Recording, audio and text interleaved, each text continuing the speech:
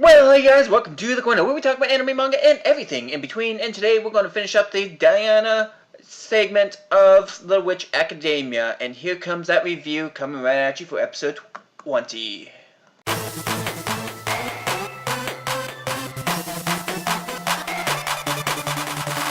Alright, you guys, we're going to continue on with this. And if you can tell from the ending of my intro, I have the hiccups, and I can't seem to get rid of them at all, and I've been trying. Wait, they're gone. They're gone! Oh my god, they're gone! I just had to speak of them.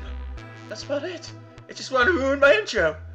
Anyways, in this episode, we get something a little bit different as we continue on with the storyline of Diana and her trying to get into the ritual to become the head of the household.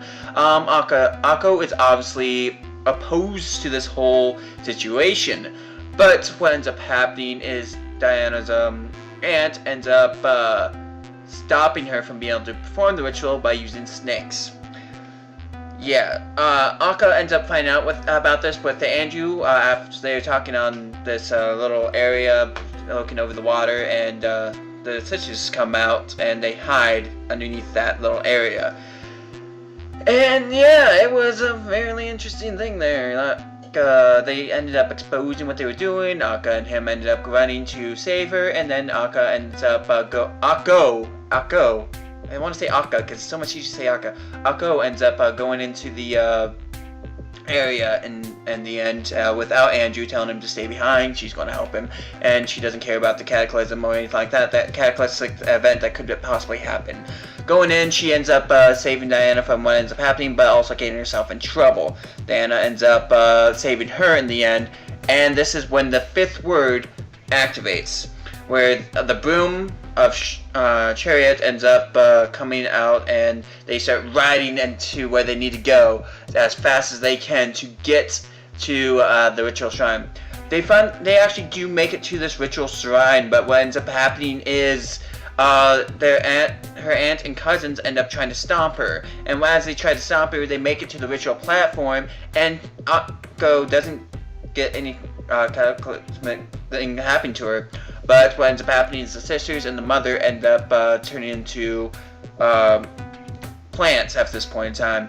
Diana shrugging off her ritual duties at this point to save her aunt and cousins, ends up seeing the original ninth witch of what's going on. So what ends up happening is Diana ends up going back like Akka wanted, but Akka was going to try getting her to become the head and still coming back to the academy to finish out her high school, her little career. So there was a lot that actually ended up happening here, and a lot of details that I can go into, but that's just me just talking about the whole episode. If you guys want to see every little detail that I have missed, you guys have to watch the episode in order to watch it, because I'm not going to go through the whole thing here. But this was a great way to bring out the history one of the staff, which is the fifth one they've unlocked. The fifth one. Okay, I finally got it done. The fifth one. Sheesh. I was thinking that was like 6 for some odd reason, but it's the fifth one they've unlocked. So, with that being said, Akko has 2 more to unlock. So she does history, she still has 2 more, and there's still a thought of what those 2 will be, what is going to be the ability to unlock those. The last one is obviously going to be the hardest one to unlock, because it's plenty obvious that Chariot never actually ever unlocked the 7th one, ever unlocked it.